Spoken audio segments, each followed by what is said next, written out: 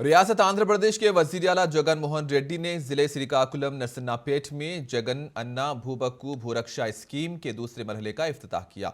इस मौके पर जगन मोहन रेड्डी ने बात करते हुए कहा कि रियासत में जदीद टेक्नोलॉजी के जरिए जमीन का सर्वे किया जा रहा है।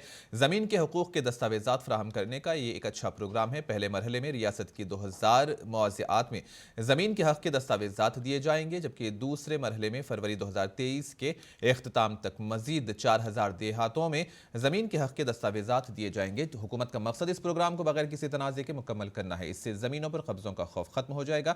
इसके जरिए जमीन की खरीदारी और रजिस्ट्रेशन में आसानी पैदा होगी। ये वो प्रोग्राम किसानों के ताउन के जरिए किया जा रहा है।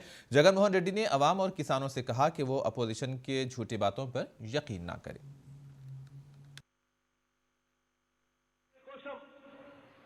రాష్ట్ర వ్యాప్తంగా విప్లవాత్మక మార్పులు తీసుకొని రావడం కోసం, ఇది సాధ్యమయ్యేలా చేయడం కోసం అక్షరాల 13,849 మంది సర్వేను ఈ రోజు రాష్ట్రంలో ప్రతి గ్రామ సచివాలయంలోనూ వార్డు సచివాలయంలోనూ నియామకం చేశాము అని చెప్పి ఈ సందర్భంగా తెలియజేస్తా ఉన్నా।